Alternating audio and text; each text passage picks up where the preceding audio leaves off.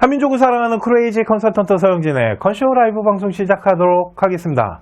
우리 회원님들 그리고 시청해 주시는 우리 컨쇼 시청자분들 메리 크리스마스입니다. 네, 크리스마스 이브입니다. 하지만 저는 오늘 되게 늦게 퇴근을 할 것 같습니다. 지금 정시기간이다 보니까 스케줄이 좀 많아서 하지만 내일은 저희 컨쇼가 공식적으로 휴무인 날인데 상담이 몇 개 좀 잡혀 있는 걸로 알고 있기는 하거든요. 그래도 크리스마스 잘 보내시고요.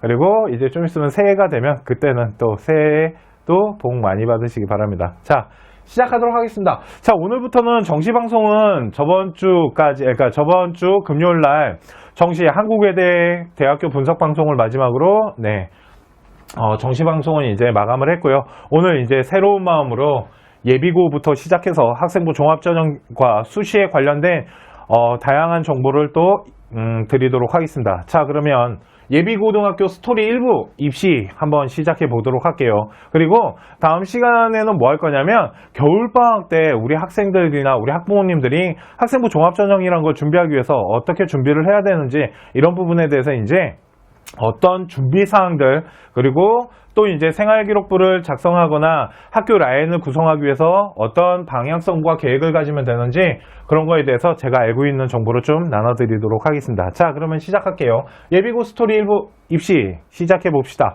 단 하나의 비법 시작합니다. 자, 우리 아이 이제 예비고 같은 경우는 이제 고등학교를 선택을 하셨을 겁니다. 그죠? 또 하나 이게 꼭 예비고가 아니더라도 만일 이게 꼭 예비고가 아니더라도요, 지금 우리 아이가 고등학교를 다니고 있잖아요. 내가 예비고 때 차마 이거를 점검하지 못했지만 지금이라도 좀 점검을 하셨으면 좋겠어요. 이게 고등학교 1학년이건 2학년이건 이 부분은 좀 잘 점검을 하셔야 된다라고 생각하셔야 돼요. 그런데 예비고 학부모님 같은 경우는 유리하겠네요. 왜? 지금부터 점검한 다음에 학교 부분을 파악하면 되니까요. 자, 이제 우리 아이가 다녀야 될 학교 부분을 조사를 좀 하셔야 되는데 어떤 조사를 하셔야 되냐면 첫 번째는 생활기록부를 누가 작성하고 있는지를 좀 아셔야 됩니다. 왜 그러냐면 생활기록부는 우리 학생이 학교 활동을 하면서 했던 활동의 결과 그리고 활동의 어떤 과정들을 통해서 우리 학생이 어떠한 잠재 능력을 갖고 있는지 이런 부분들을 구체적으로 생활기록부라는 데다 이렇게 작성하는 게 대학교에다 평가를 받기 위해서 작성을 하는데 이 학교 선생님께서 생활기록부를 작성하는 데 있어서는 제가 좀 중요시하는 게 뭐냐면요, 학생이 어떠한 활동을 했을 때 그 결과의 중심적인 어떤 이런 서술보다는 기재보다는 학생이 학교 활동 안에서 어떤 결과물을 만들어내기 위해서 이렇게 어떤 노력을 했는지에 대한 과정을 좀 저는 조사를 한 다음에 그 부분을 가지고 잠재 능력을 좀 쓰는 게 정말 좋은 생활기록부다라고 생각을 합니다. 그렇기 때문에 원래는 생활기록부를 작성하려면 학교 선생님이 학생들을 불러다가 물어봐야 돼요. 너 이 활동은 왜 한 거야? 활동은 어떤 과정을 거쳤니? 하면서 좀 어려운 점은 없었어? 그걸 통해서 너가 좀 배운 건 뭐니? 이런 것들을 솔직히 좀 조사를 하신 다음에 생활기록부를 작성하셔야 되는데 학교 선생님들 너무 바쁘잖아요. 그죠? 뭐 수행평가 준비하랴, 시험 준비하랴, 뭐 아이들 이런 지도하기 위해서 뭐 준비사항들 그리고 학생부 종합전형 준비해줘야 되지, 어떤 담당하고 있으면 그 부분도 해야 되지, 동아리도 해야 되지, 진짜 할 게 너무 많으시기 때문에 보통 학교에서 이런 부분들을 조사하기가 쉽지가 않아요. 그래서 학교 선생님이 이런 경우가 있습니다. 좀 적어와 볼래? 네가 어떤 활동을 했는지에 대해서 좀 적어왔으면 좋겠어 라고 하는 학교들이 있는데 그걸 저는 뭐라고 표현하냐면 학교 선생님이 학생과 소통을 하면서 생활기록부를 작성한다라는 표현을 써요. 그러니까 학교 생활기록부를 학교 선생님이 학생과 소통을 하고 있는지 아니면 학교 선생님이 그냥 알아서 주관적인 부분을 가지고 평가를 하시는지 이런 부분들을 좀 점검을 하셔야 되는데 솔직히 학교 선생님들이 학생들한테 물어보지 않고 작성하게 되면 이 겉에 보이는 활동의 결과물만 쓰다 보니까 좀 복사 형식의 생활기록부가 좀 많이 만들어진다라고 보시면 돼요. 그러니까 생활기록부를 학생과 소통하면서 작성이 되는 학교인지 이런 부분들에 대해서 좀 알아보셔야 되고요. 3가지 유형이 있어요. 학교가 생활기록부를 작성하기 위해서 소통을 하는 학교가 있고요. 담임의 영향력, 일명 어떤 담임은 안 해주는데 어떤 담임은 해줘요. 그러니까 담임을 잘 만나야 돼요 라는 이 복불복형이 있고요. 마지막은 뭐냐면 학교 자체 내에서 학생들과 소통을 하지 말고 선생님이 주관적인 평가로 합시다 라고 그냥 학교 선생님들이 전적으로 써주는 학교가 있어요. 이렇게 3개의 학교로 나눠진다 라고 보시면 돼요. 그랬을 때 우리 아이 학교는 어떻게 생활기록부를 작성하는지 그 부분에 대해서 조사를 하셔야 되는데 조사하기 쉽습니다. 만약 A라는 고등학교를 다니고 우리 아이가 A라는 고등학교에 입학했다라면 아니면 이제 A라는 학교를 갈 거면 그 A라는 학교를 다니고 있는 선배나 아니면 학부모님 같은 경우는 그 A 학교를 다니고 있는 학생이 있는 어머님, 그러니까 보통 이렇게 모임 같은 거 있으시잖아요. 커피 한 잔 마시는 이런 모임들. 그런 어머님들한테 선배 어머님이라고 하죠. 그분들한테 물어보시면 돼요. 생활기록부 어떻게 작성되고 있어? 이런 부분들, 이런 것들을 좀 조사를 하는데 만약 생활기록부를 우리가 좀 소통을 하면서 작성할 수 있다면 그 부분에 대해서 학생과 계획을 짜야겠죠. 만약 복불복이에요. 그러면 기다려 봐야겠죠. 그러면서 저는 그런 얘기 합니다. 좋은 담임 만나기 기도하시라고. 이런 부분들을 좀 준비를 하셔야 되고 만약 우리 학교가 소통을 하지 않고 선생님이 주관적인 어떠한 이런 작성이 이루어진다면 나중에 이게 뭐 자소서가 얼마나 축소되고 얼마나 폐지될지는 모르겠어요. 이제 대학교가 발표를 해봐야지 더 정확하게 그 부분에 대해서 준비를 해드릴 텐데 일단은 자소서를 쓴다는 전제 조건이라면 자기소개서 안에다가 우리가 써야 되는 내용들이 있잖아요. 이 정도는 좀 점검을 하시면 좋다라고 보시면 됩니다. 이해가시죠? 그렇기 때문에 생활기록부를 누가 작성하는지는 우리 아이가 고등학교 생활하는 데 있어서 정말 중요하다. 특히 학생부 종합전형을 준비한다면 정말 더 많이 중요하다라고 보시면 될 것 같습니다. 두 번째, 이제 학교에 가시면 뭐 입시 설명회 같은 거 하잖아요. 그런데 가면은 학교에서 이렇게 책자 같은 걸 좀 나눠줍니다. 아니면 학생들한테 이렇게 나눠줘요. 우리 학교가 어떠한 방향성을 갖고 어떻게 너희들을 가르칠 건지에 대한 어떠한 교과에 대한 부분들 그리고 뭐 단위수에 대한 부분들 이런 거에 대한 정보를 주는데 그 안에 보시면 수상 목록이랑 동아리가 있습니다. 수상 목록 같은 경우는 우리 아이가 어떤 수상을 준비를 할 수 있는지에 대해서 미리 계획을 세울 수 있게끔 수상에 대한 1학년, 2학년, 3학년에 관련된 어떤 수상에 대한 목록을 그 책자 안에다가 넣어놨습니다. 그러니까 그 책자를 보고 어떤 수상을 우리가 주력으로 준비를 해야 되는지 이런 부분에 대해서 미리 체크해 놓으면 좋으시겠죠. 두 번째는 학교마다 이제 동아리, 본동아리, 제가 일명 CA라고 하는 본동아리가 있는데 그 본동아리가 어떤 동아리가 있는지를 확인하신 다음에 우리가 동아리 라인을 만일 과학 동아리를 들어가고 싶어요. 그렇다고 이렇게 과학 동아리를 무조건 들어가는 건 아닙니다. 왜? 생각보다 인기 동아리들은 경쟁률이 강해요. 그러니까 동아리 만일 우리가 과학 동아리 떨어졌을 때 어떤 동아리를 또 할 수 있는지 이런 거에 대해서 계획을 세워 놓으셔야 됩니다. 이해가시죠? 그래서 그 책자를 통해서 수상 목록이나 동아리 또한 이 동아리 같은 경우는 학교 홈페이지에 들어가셔도 다 나와 있습니다. 그러니까 이런 부분들에 대해서 좀 조사를 하면 좋다. 미리미리 계획을 세우시면 좋다라고 말씀을 드리고 싶네요. 자, 그리고 세 번째는 성적표를 좀 조사를 하셔야 됩니다. 이것도 이제 성적표 같은 경우도 지금 우리 아이의 학교가 어느 정도 수준의 성적표를 만들어내고 있는지 모르시잖아요. 그죠? 그러다 보니까 이제 아까 말씀드렸지만 선배 엄마들한테 성적표 하나만 좀 보여달라. 그러니까 잘 안 보여주세요. 그러니까 공부 좀 잘하는 아이 성적표 보여달라 그러셔야 돼요. 공부를 조금 이렇게 성적대가 좀 낮은 학생 같은 경우는 어머님들이 성적표를 공개를 잘 안 하십니다. 그런데 공부를 좀 하는 학생들은 성적표 보여달라면 잘 보여주시거든요. 되게 이렇게 자랑스럽게 보여주시죠. 한번 봐 하고 이렇게 주시거든요. 그러니까 성적표를 보셨을 때 그 학교에 대한 수준을 좀 평가해 볼 필요가 있다. 그랬을 때 성적표를 보게 되면 이 학교가 학생부 종합전형을 준비할 수 있는 수준이 되는지 아니면 정말 단순 내신 갖고 학종을 준비를 해야 되는지 아니면 교과 전형을 가야 되는지 이런 부분들이 이런 성적표 편차를 조사함으로써 학교의 수준을 좀 평가할 수 있다라고 보시면 됩니다. 이해가시죠? 자, 그러면 성적표는 어떻게 볼까요? 성적표가 도대체 어떤 차이가 있을까요? 정말 많이 말씀드렸습니다. 저희가 강연에 갈 때마다 기본사항으로 알려드립니다. 성적표 보는 방법은. 걷다가 매년 성적표 보는 방법에 대한 방송을 올려드리고 있고요. 저번에는 강서구에 있는 리더스라는 학원에서 강연을 하면서도 학부모님들한테 그 부분을 분석해드렸고 그거에 대한 방송을 올려드렸습니다. 그렇기 때문에 그 방송을 참고하시면 좋을 것 같아요. 걷다가 그 방송에는 학원이랑 상담을 어떻게 하는지, 학원이랑 상담을 어떤 방식을 가져가는지 그 부분에 대해서도 올려드렸는데 그렇기 때문에 한번 그 방송을 보셨으면 좋겠습니다. 자, 수시와 정시에 대한 부분은 이제 좀 알려드릴게요.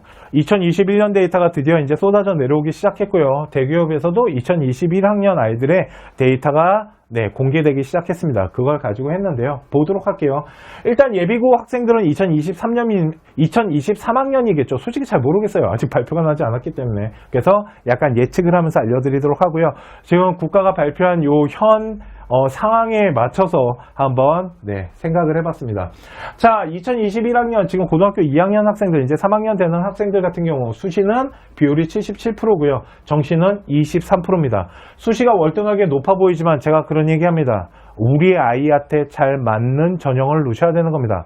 저 7장의 카드가 7.7장의 카드가 다 우리 학생 게 아니에요. 저 중에 우리 학생이 가져갈 수 있는 거 그렇게 많지 않다. 그렇기 때문에 우리 학생이 어떤 카드를 가져가야 되는지 반드시 확인하십시오 라고 말씀드렸는데, 그 부분이 뭐냐면, 자 보세요. 비율을 좀 보도록 하겠습니다.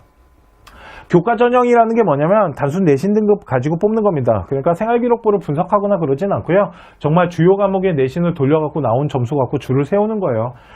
전체 비율의 한 42% 정도가 지금 교과 전형으로 아이들을 선발할 것 같고요. 학생부 종합 전형은 26% 정도가 되고요. 논술이 3%, 기타, 특기자 실기 다 해서 한 6% 정도가 됩니다. 그러니까 논술은 점점점 줄어드는 추세다. 그래서 2023학년이 됐을 때 잘 모르겠어요. 자, 근데 교과 전형이 되게 많아 보이니까 내신을 잘 받으면 좋은 대학교로 가겠구나 라고 생각하실 수 있으실 거예요. 우리 예비고 어머님들 잘 보셔야 됩니다. 그런데 이제 서울권 대학교로 들어오겠습니다. 솔직히 저희가 학생부 종합전형을 하는 데 있어서 지방을 보내자고 준비를 하는 경우는 거의 없습니다. 그런데 서울권대학교 같은 경우 교과전형이 15%로 줍니다. 그 이유가 뭐냐면 교과전형으로 학생을 선발하게 되면 특목고 아이들을 선발할 수가 없어요. 그러다 보니까, 그리고 편차를 좀 만들어내는 일명 내신 따기 힘든 학교에 좀 이렇게 공부 좀 하는 아이들을 선발하는데 한계가 있기 때문에 교과전형으로 많이 뽑지 않습니다. 서울권들은. 그러다 보니 학생부 종합전형이 한 45% 정도 되고요. 논술이 한 10% 정도, 특기자, 실기 다 해서 한 7% 정도가 됩니다. 이해가시죠? 그러니까 지방 전체를 봤을 때 서울로 올라오니까 논술에 대한 비중도 좀 높아지고 있네요. 대신 교과 전형의 비중이 확 낮아진다. 그러니까 이게 이렇게 바뀌었다라고 보시면 될 것 같아요. 그리고 여기 일부가 논술로 넘어갔다. 그러니까 자, 그러면 좀 볼게요. 이거 제일 많이 보여드리는 겁니다. 전국 평균으로 봤을 때 학생부 종합전형, 이거 2020년도 기준입니다. 2020년도인데 거의 비슷해서 갖고 왔어요. 학생부 교과가 42%고요. 학생부 종합이 24%예요. 그죠? 그런데 독과점대학교 15군데가 뭐냐면 서울 안에 있는 대학교 중에 이름 좀 있는 학교들은 학생부 종합전형이 47%로 늘어납니다. 이해가시죠? 그리고 교과는 6%밖에 안 돼요. 저 교과가 어디냐면요. 한양대, 중앙대, 숙대, 숭실대학교 이런 학교들이다라고 보시면 돼요. 수능은 24%고 기타가 23%입니다. 그러니까 생각보다 수능에 대한 비중이 낮은 건 아니에요. 누구보다 보시면 교과전형과 학생부 종합전형을 서울로 넘어왔을 때 아까 한 20% 정도 됐죠. 학생부 종합전형 빼놓고는 정시에 대한 비중이 엄청나게 높은 겁니다. 그래서 정시에 대해서 잘 준비하세요 라고 얘기를 하는 이유고요. 학생부 종합전형을 못하게 되잖아요. 그러면 정시보다 많이 뽑는 비율은 없습니다. 다시 볼게요. 근데 이제 스카이입니다. 이 스카이 같은 경우 이 3%가 뭐냐면 고려대학교의 학교장 추천인데요. 이것도 결국은 학생부 종합전형이에요. 그러니까 이 3%마저도 없는 거예요. 그러니까 그냥 학생부 종합전형이 60% 이상 된다. 62% 정도 되겠죠. 그리고 정시가 21%인데 지금 국가가 그런 얘기했죠. 정시에 대한 확대를 하겠다. 그러니까 정시로 확대시켜라 라고 지금 이제 대학교에다가 지침을 내렸어요. 그리고 말 안 들으면 지원금 안 주겠죠. 대학교가 지원금을 받지 않고 학교를 운영할 수 있는 학교는 대한민국에 하나밖에 없습니다. 포스텍은 워낙 돈이 많기 때문에 주던 안 주던 별로 그렇게 신경 안 쓸 겁니다. 아마 지금 정시 늘리라 그래도 아마 계속 수시로 계속 뽑을걸요. 걔네들은. 왜? 무서울 게 없거든요. 대신 나머지 학교들은 눈치를 봐야겠죠. 특히 서울대 같은 경우도 눈치를 많이 봐야겠죠. 국립이다 보니까. 그랬을 때 뭐라고 말을 한 거냐면요. 줄여라 라고 했을 때 스카이는 학종이 줄어들겠네요. 그죠? 근데 이 학종 안에 뭐가 들어가 있는 거냐면 지금 특기자들이 들어가 있는 겁니다. 제가 생각했을 때 학생부 종합전형을 줄이는 데 있어서 특기자나 논술이나 이런 걸 먼저 줄여나갈 거예요. 그 다음에 학생부 종합전형을 줄이는 거기 때문에 나중에 학생부 종합전형이 그렇게 크게 줄 거라고 저는 생각하지 않습니다. 또 하나, 독과점대학교 같은 경우는 이 교과는 이제 거의 다 사라진다라고 보셔야겠죠. 그리고 이 안에도 특기자를 일단 우선적으로 줄일 거예요. 그래서 교과와 논술과 특기자가 먼저 줄어든다. 그리고 학생부 종합전형 라인이 줄어든다라고 보시면 될 것 같고요. 그러다 보니까 결국은 학생부 종합전형은 제가 생각했을 때 2023학년이 되더라도 크게 줄 것 같지는 않습니다. 좀 보도록 할게요. 학생부 종합전형은 그냥 그대로 한 45% 정도 갈 것 같아요. 여기서 좀 줄여봤자 한 2, 3% 정도 될 것 같고요. 교과전형이 조금 줄어들 것 같기는 합니다. 교과전형이 좀 줄어들고요. 논술이 좀 대폭 줄어들 수 있다. 그런데 이 물음표를 왜 해놨냐면요. 논술을 대학교가 완전히 폐지해 나가는 방향성으로 갈 것 같기는 해요. 그러다 보니까 정말 다 사라질지 아니면 조금이라도 남을지는 한번 지켜봐야 될 것 같고요. 그리고 특기자나 실기 같은 경우도 좀 줄 겁니다. 그러다 보니까 학생부 종합전형을 줄여서 이 30에서 35%를 만들어내는 게 아니고요. 이 나머지 전형들이 변화가 먼저 이루어지고 또 하나 지금 스카이 같은 경우도 아까 말씀드렸지만 학종을 건드리되 분명 우선적으로 건드리는 특기자나 이런 거 먼저 저는 건드릴 거라고 생각을 합니다. 이해가시죠? 그러니까 결국은 학생부 종합전형 같은 경우 비중이 가장 높은 건 맞네요. 또 하나 학생부 종합전형 다음으로 높은 거는 정시잖아요. 35%, 30% 정도 될 테니까. 그러니까 이걸 70%로 보시면 안 됩니다. 이걸 이렇게 쪼개서 보셔야 돼요. 그랬을 때 학생부 종합전형과 정시에 대한 비중이 양극화 현상이 일어날 거고요. 양극화에 이제 우리 아이를 대처하고 준비하기 위해서 더 세부적인 계획이 필요할 것 같다라는 생각이 듭니다. 이제는 학종 아니면 정시다라고 보시면 될 것 같아요. 자, 고등학교 이제 예비고에 올라가시면 제가 지금 말한 것들을 들어보니까 그러면 뭘 해야 돼? 라고 생각하지 마십시오. 지금은 결정하지 마시고요. 고등학교 1학년 생활을 학생부 종합전형은 어차피 준비해야 되지 않을까요? 어차피 고등학교 1학년 때 학생부 종합전형을 준비하면서 내신을 관리를 하셔야겠죠. 그게 기본인 겁니다. 정시를 지금부터 보고 가는 건 아니거든요. 학부모님들이 그래요. 고등학교와 그 학교가 내신 따기가 힘들다 그래서 지금부터 정시해야 되는 거 아닌가요? 라고 말씀하시는데 지금부터 그러실 필요는 없고요. 고등학교 1학년 생활을 하고 내신에 대한 부분과 학생부 종합전형을 준비해 나가는 방향성을 보고 나중에 2학년이 됐을 때 양극화가 됐을 때 어떠한 것을 좀 주력을 삼아야 될지 그거는 그때 가서 생각해 보셔도 되지 않을까라고 생각합니다. 자, 그러면 예비고 이제 어머님들한테 그리고 우리 아버님들 그리고 우리 학생 여러분들한테 말해드린 겁니다. 그죠? 그러면 우리 고등학교 1학년 학생 같은 경우도 똑같지 않을까요? 고등학교 1학년 학생 같은 경우는 2021학기 이 2021보다 아마 조금 변화가 있을 것 같아요. 그래서 요 사이에 지금 끼어있는 되게 애매모호한 포지션이고 2022학년부터는 입시가 되게 많이 바뀌는 거 아시죠? 그러다 보니까 아마 좀 변화가 일어날 건데 그 변화가 2023학년 아이들한테 영향을 줄 것 같아요. 그러다 보니까 2022학년은 2021보다는 2023 아이들의 이 데이터를 보는 게 저는 좀 더 맞지 않을까라고 아주 조심스럽게 예측을 해보네요. 자, 그러면 우리 이제 고등학교 1학년 어머님들, 그리고 아버님, 그리고 우리 학생 여러분들도 마찬가지지 않을까요? 내가 만일 생활기록부에 대한 부분들, 이제는 뭘 결정해야 되냐면, 내가 진짜 학생부 종합전형을 그대로 갈 건지, 교과의 내신을 어느 정도 관리를 할 건지, 아니면은 정시 쪽으로 올인을 해야 될 건지, 이런 부분에 대해서 한번 생각해 볼 필요는 있겠죠. 이해가십니까? 이게 수시와 정시에 대한 비율 라인이다라고 보시는 겁니다. 고등학교 2학년 학생 같은 경우는 이제 학생부 종합전형을 할 건지 말 건지 이거는 이제 결정을 해야 된다라고 보시면 될 것 같습니다. 우리 아이가 만약 내신이 이제 편차가 높은 학교예요. 한 20대가 나타나고 평균점이 50점대 아이들이 모여있는 학교에서 우리 아이가 만일 4등급이다. 그러면 학생부 종합전형은 제 아들, 딸이면 저는 시키지 않을 것 같습니다. 다른 전형을 빨리 찾아볼 것 같아요.